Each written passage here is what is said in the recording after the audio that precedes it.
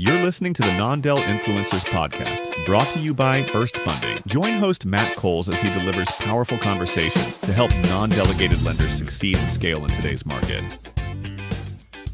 All right, everyone. Thanks for joining us on the latest episode of Non-Del Influencers podcast. I am joined today by the great Tom Davis of Deephaven. Tom, Chief Sales Officer, is that right? Yeah. Chief Sales Officer, I do it all. Whatever it takes to win and drive production. You know how that goes. Tom, how long you been over at Deephaven now?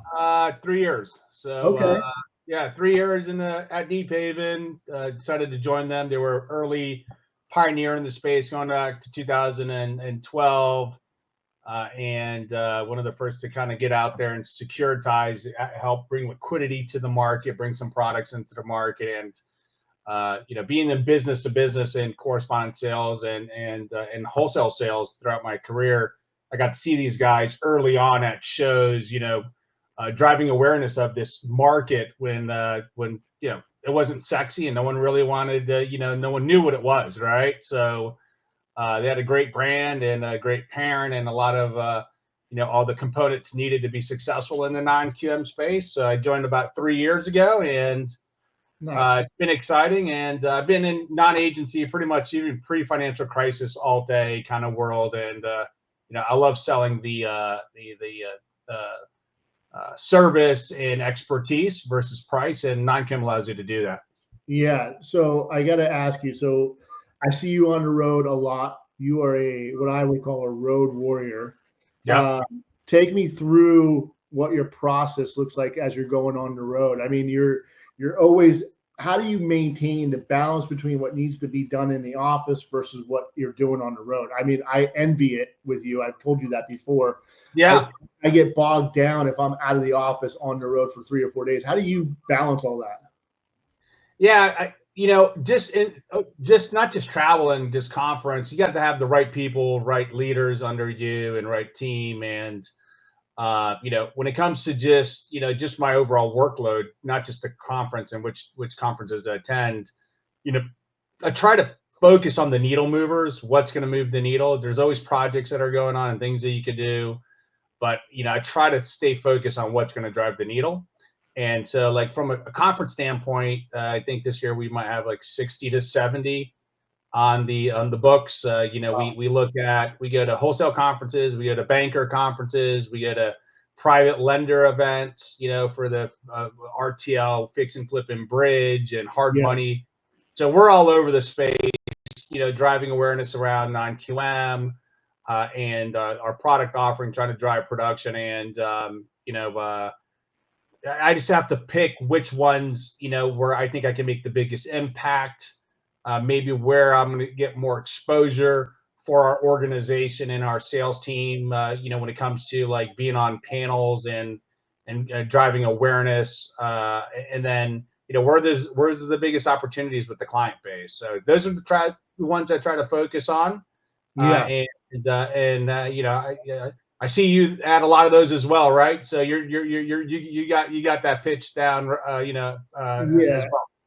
I think the road has probably added about 20 pounds to my waistline since I've been on the road quite a bit. But I'll figure it out how to balance all that.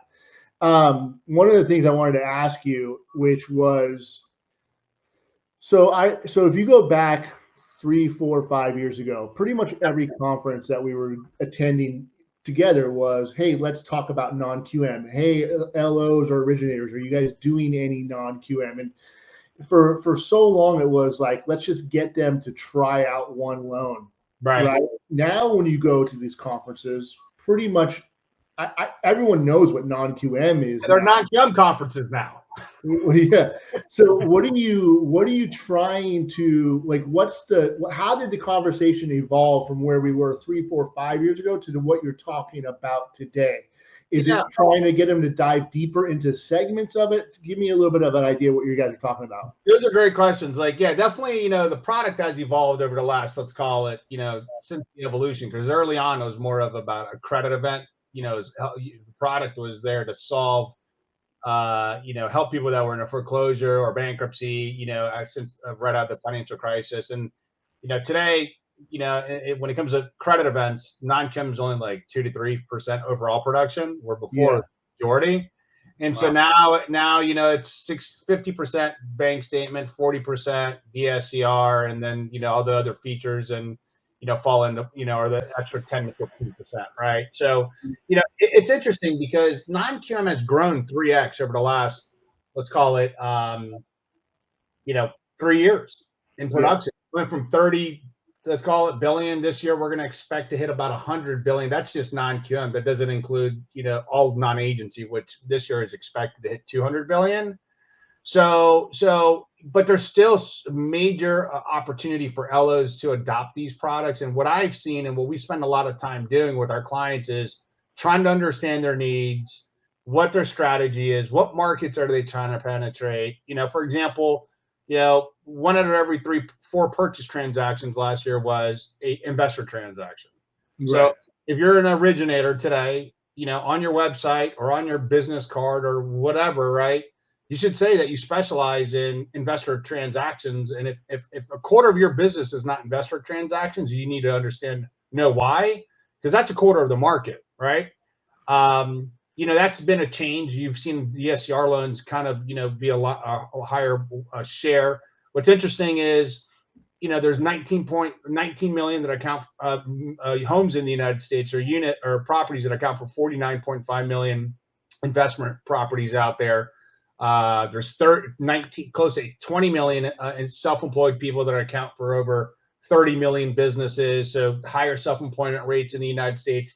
Close to 50 million people are part of the gig economy. They have multiple jobs. So that's really taken off. So you've seen bank statements and alternative ways to qualify for income. Another thing, look, 1 out of every 3 transactions, this is a pretty interesting stat. 1 out of every 3 transactions last year was a new construction transaction. 1 out of every 3. So we have a supply demand imbalance of about 5 million homes in the United States. Yeah. So if you want to be a part of the solution and help, bring new inventory to the market, right, then there's products out there. And I know mortgage bankers, a lot of them can't bank this product, but there's products out there that'll allow you to finance the builder and have that builder bring the inventory to the market, right? Because now you're financing the builder to build a property or project with $20 million. Now you give them the financing, but then you can say, all right, builder, since I helped you get this financing, I'd like to be the takeout for all the consumers that are going to be buying your units. So now you're going further upstream and attacking those builders, and then you could be the takeout for the consumers and be their preferred lender, right? Or preferred originator. And that, once again, that's a third of the market, and 5 million undersupply of housing over the next 10 years. We need to build homes or renovate existing homes that are uninhabitable, bring them back into the market. Like the guys that are doing fix and flip, real estate investors, they renovate those properties. When they bring them back into the market, guess what? They need a solution to rent it out, right? And that's a DSCR loan. So your sales team at Deephaven has to be really great at solution providers. And let me just hit on this, right? Because, if you're an account executive out there and you're getting inbound phone calls, I would imagine what the Deephaven account executive is like taking the inbound call, but saying, hey, by the way, based upon your profile, I see that you're only doing 5% of non-owner occupied properties. Did you realize it was 25%? Or did you realize that 1/3 of the homes were new builds? Or however, all these stats that you just gave, I would imagine that your sales team is completely just giving solutions to originators on a regular basis, right? Yeah, absolutely. I mean, look, we have all-time high equity at 35 trillion, 1.6 in equity, home equity. We have 1.6 trillion in credit card debts, 1.1 trillion in auto loan debt, right? People need to tap into their equity to consolidate their debt and improve the cash flows. People need their equity to renovate their homes. The average age of a home in the United States is 40 to 50 years, and everyone is in, like 80% of people are in a rate lower than 6%, like 75% are lower than 5%. So all these people are not going to move out because they're stuck in these lower rates, and they can't, they can't trade up to a 7% rate, and the taxes and the insurance. So there's all these surveys that show people are going to stay home. So they need to renovate their home. Actually, more than 50% of second lien originations in the United States are actually home renovation. And think about all the investment properties in the United States. I just told you there's 19 million, and 1 out of every 4 is an investment property. Think about all those investment transactions or investors out there that have bought these properties that are stuck in lower note rates. They're not going to cash out because it's going to worsen their cash flow. They're going to take a second lien to go buy more investment properties. So second liens is another solution. So what we do at Deephaven, we take a strategic approach. We do like 80 to 100 webinars a month for our clients around our products, how to source these products, the different features within the products. We do a lot of white label presentation for our partners, for their realtor partners, and present of our customers' behalf to never know it's Deephaven. So what I would recommend for everyone that's listening to this, Matt, this is the best idea that I could give everyone that's listening today. And I preach this at all the events that I go to. The top 5% of realtors in the United States or realtor teams control 90% of the listings. The bottom 95% of realtors only have 10% of the listings. So all the loan officers out there, and you look at originators in the marketplace, it's the 80-20 rule, right? The top 20 are doing all the production because guess what? They're calling the 5% of realtors, and they have relationships with 5% of realtors who have 90% of the listings, and those guys are moving the weight in real estate. Right. Guys that don't have deals today, more than likely, they're calling on the bottom 95% of realtors, only have 10% of the listings, and they're wasting their time. Yeah. So what we're saying is leverage these products, leverage non-QM bank statement, DSCR, asset utilization, non-warrantable condo, foreign national, I-10. You leverage all that stuff, right? Ground up construction, fix and flip bridge, second liens, leverage that stuff and target the top 5% of realtors and say, hey, I know you probably worked with these two LOs over the last 10 years of your career, but I specialize in these alternative product solutions. And, some of them you can broker, but I could bank a lot of these. I'm the lender on a lot of these products, and I have expertise. And just like if you're an attorney and a lawyer or a financial advisor, if you're really good at these alternative products in your market and you adapt them and you embrace them and you become the expert in your market, those realtors and all the other referral sources outside of their realtor, there's probably 50 other referral sources, will come to you because of the expertise.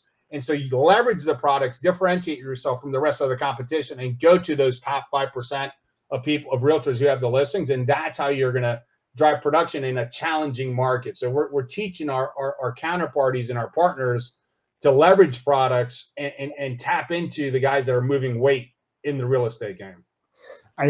Tom, you're speaking my language here. You're speaking my love language more than my wife sometimes. But when we talk non-delegated, you and I have had a lot of conversations about this. Non-delegated, I stress the importance of leveraging the non-QM product space. Selfish plug, FirstFunding does support non-QM on the warehouse facility, and we do it very well. The idea of branding it and bringing it out to the marketplace as your product, XYZ lender. You are the lender of that facility, and you are the lender of that loan. And so what you're saying is brand yourself as the lender and the expert in any one of the segments. You know what? I think sometimes, Tom, maybe people go out with too big of a fishing net and they try to catch everything in the sea, right? Right. But if you go out and say, you know what, I'm going to focus in on first-time landlord DSCR buyers, right? That could be a segment that you could go out and market yourself as the expert and as the lender. And guess what? You break down that wall of like, well, are you really making the decisions? The common consumer is not going to absolutely know what's going on there in the non-delegated space. So I'm sure you're seeing that quite a bit on your side. Yeah, look, you're speaking my language. I'm an avid fisherman, and my lines are always tight. Yeah. And when I go fish, or you could go fish for different types of fish, right? Whether it's pelagic, in the middle of the ocean, the migratory fish, bottom fishing on the reef, or 1,000 feet deep, sword fishing. There's all different types of fish you can fish for, right? But you need different tackle, different approach, different baits, different weights, different kind of reels, and the different lines, etc. Right? Each species is a little bit different. So that's how, like, non-QM, I treat non-QM, right? Oh, Or good. like a doctor, if you have a patient, each patient is different. So Right. like, you're 100% right. So like, if I'm an originator and I want to focus on self-employed people, you know what yesterday was? It's painful yesterday, right? It's tax season. You had to pay. Everyone had to pay taxes, right? And give money to the IRS. Or self-employed people, guess what? They are experts around minimizing or optimizing their tax strategy. You know how they do that? They go talk to CPAs. So if I'm an originator, I would go talk to every CPA and accountant in my backyard, and I say, hey, I specialize in self-employed people to help them optimize their tax strategy, and I can help them buy homes. We look at their bank statements, and by the way, not only am I an originator that focuses here, and I specialize and work with a lot of CPAs and accountants, but I'm actually a lender, and I use my funds to fund these deals, right? So now you're going to the CPA. I can guarantee you, all the lenders and originators in their backyard are not calling every CPA or bringing flyers to the CPAs saying, and by the way, we have flyers that we could white label that, with your NMLS and your logo. Just like we go to conferences, Matt, I would go to CPA conferences or accounting conferences. I'm gonna trademark this idea, but I'm gonna open it up to everybody. If April 15th is known as tax day, I don't know why every originator isn't visiting their local tax people in their local market on April 16th and saying, correct, congratulations, you did a phenomenal job of minimizing the income for the borrower. Let me help them qualify for a new home purchase or refinance or whatever they need, right? Yeah. I don't need to look at their income on their tax returns. I know you're an expert at what you do. Look, the CPA might say, hey, you are right. I am an expert. I've had that problem with my tax returns. Can I use this product for myself? You might be able to help the CPA. And look, those CPAs, it's like a cult. It's like the non-QM cult. They all know each other. So what I would do is I go to the next CPA conference and I put up a booth in the back, and there might be 500 CPAs. And I'm the only guy there saying, hey, I specialize, and I'm a lender that specializes in self-employed people, helping them purchase and refinance and take cash out of their property to use to fund their businesses. Right. So that's one way. Yeah. April 15th is tax day. April 16th is loan originator non-QM specialist day. Correct. And then the list goes on and on. Like we could spend 3 hours. Like we have mountains of webinars that we gather all this intel and best practices. And if someone says, hey, you know what, Tom, Matt, you were saying to me, Tom, we did a conference for a big lender, 500 originators. And they're like, yeah, we don't really see that many investor transactions. I'm like, well, how much do you see? You're like, well, what's the percentage of your investor transactions last year? They're like, I don't know. I'm like, okay, can you pull the data while we're on this? I'd like to know. Yeah. They said it was 9%. I go, on a national average, and you're a national lender, you're doing loans all over the United States, it was 25%. Yeah, so you're not attracting a buyer. I'm like, so you're under-indexing the market. That means that your competitors are picking up your market share because you're not competitive here and you're not offering DSCR. Let me tell you what your LO should do. Your LO should call every loan they've ever done for an investor in the last 10 years at your company and say, I offer DSCR, I have cash out, I have fix and flip bridge, I have construction, and start there, right? Yeah. Guys, they're already investors. If they're not, they should then potentially look at joining a real estate investor club. You have one in your town. I have like 6 in South Florida. Yeah. So join a real estate investor club, market your product, and go to all the investors, the developers, the fix and flip guys, and say, hey, I have DSCR up to 9 units. I have, I could do seasoning less than 6 months on the appraised value. I could do loan amounts, and then that's where all the investors. I'm fishing in a spot where it's like heavy investors. There's a school of them. Like we're talking fishing now, right? There's a school. They're all bunched up. Let me go to where I know where I put my bait, I'm going to catch more fish, right? That's how you catch the investor. There's a Facebook group for people who only do gig jobs, right? The gig economy, what we talked about. There's a Facebook group that just says, hey, I picked up this little gig. I picked up this little gig. As a loan originator, why wouldn't you be inside there And again, you got to balance the idea of you don't want to sell, but when you see opportunity, you want to advise. Yeah. And one other nugget for the group out here that's listening is what I would recommend. Every deal that you've done in the last 15 years of a purchase, they all have equity. Right. Pick up the phone and say, hey, how are you? I'm looking at, the analysis when you bought your house, like your equity is, this is a market analysis of what the value is. It's pretty simple. You could get that on Zillow, a couple others, places. And you can say, hey, by the way, I don't know, like if you know this, but you have a ton of equity. Just wanted to check in. How are things financial? Are you looking to buy or rent? Are you looking to invest in investment properties? Do you have any outstanding debt, whether it's credit card, auto loans? Have you thought about consolidating? Have you thought about staying in your home? How long, right? By the way, you could tap that equity to do renovation, to do consolidation, to buy an investment property. And you're just calling the touch base with them. And if you don't make that phone call, there's guys that are making those phone calls, and they're going to take your client. So you segue into a perfect opportunity I want to talk about, which I know Deephaven is doing really well on the second lien position. And I'm always the advice that you just gave is fantastic, because I'm always surprised by the originators that aren't going back to their borrower base and asking that. Because I know in my mailbox I get 2 or 3 credit union flyers about second liens and HELOCs and all this stuff on a regular basis.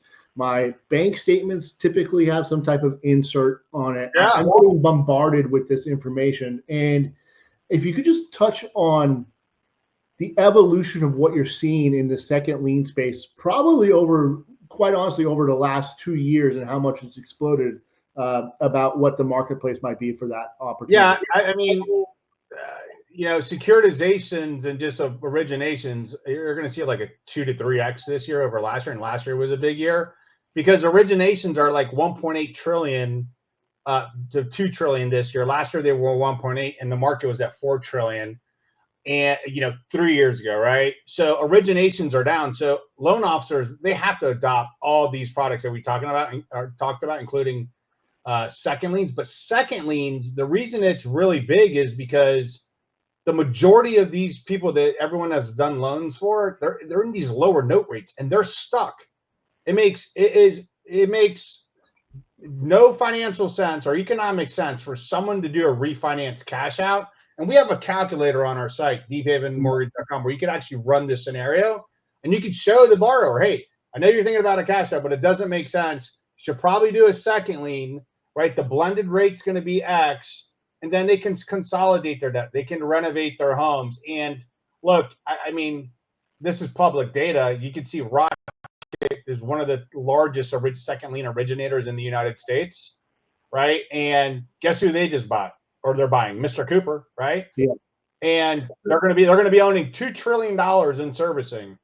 Guess what Rocket's going to probably do? They're going to probably tap into that 2 trillion of equity and continue to call on those guys for second liens, because refi cash outs don't work anymore right now in this environment.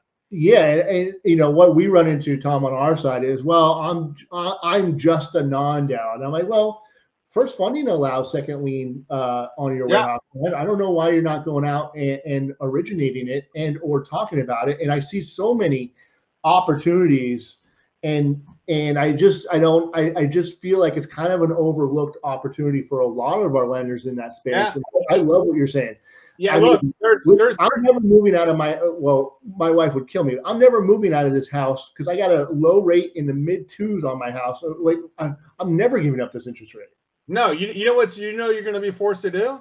If you're going to move, you're going to be forced to be an investor. You're keeping your house, and you're going to go buy another house. Because I'm in the same boat right now. I'm in the low 2s. I have a low balance. Not like it's low, right? Yeah. And so I'm thinking to myself, my kids they're in college. My son's in college. They're going to need a place. I'm going to have to help them because the affordability is through the roof.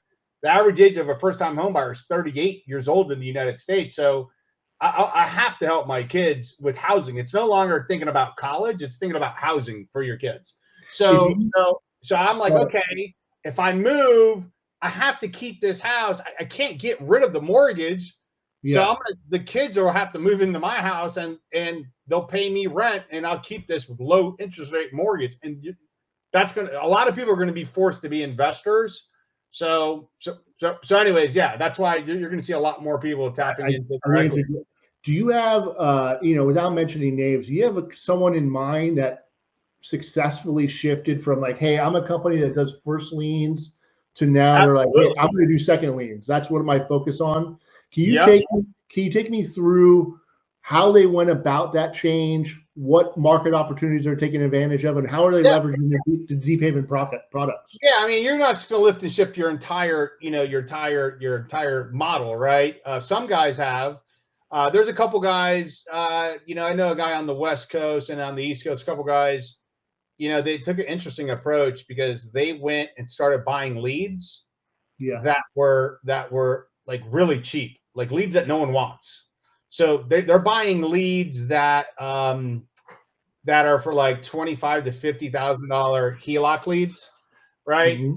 And and then they're calling them and saying, hey, by the way, we know you're interested in a second lien closed end or HELOC, and it's a potentially 20,000 to 50. Do you know that you qualify up to 100 to 200,000? And let's talk your financials, like your scenario. So they bought cheap leads that no one wanted, and now they're leveraging that and going after higher loan balances instead of paying up for the $150,000 to $200,000 leads. But by the way, the average ALB for my second lien today is like slightly less than $250,000. So these are real deals for closed end. So your average loan amount is a little bit less than 250. That's right. Less than 240, like 240,000 today. Wow, that just shows you how much equity there is in the marketplace.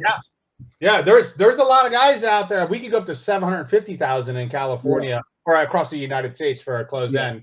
But there's guys that have all the major servicers, like the servicer that I'm with, in my insert, I get the what is it called, the opportunity for the second lien, right? So now if you're a banker and you sell your servicing, right, then you can't say, hey, I'm your servicer, but you could pick up the phone or send them an email and say, hey, we did your loan 3 years ago. That's an easy phone call. How you doing, Matt? Hope all is well. How are the kids? Just checking in. Are the kids out of college? How's the house? Are you looking to do any renovations? By the way, I got a sweet deal for you, for that product. That's a second lien, right? So now you're staying engaged with them as like a financial advisor. It gives you an extra phone call. All those people you've ever done a loan, that's an extra phone call, right? I would work with. It's not one phone call though, Tom. That's what we always preach over here.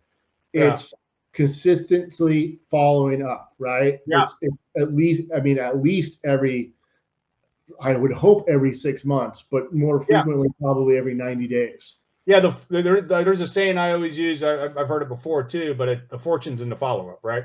Yeah, absolutely. Go ahead. Another thing I would say is, look, work with like contractors, renovation folks, plumbers,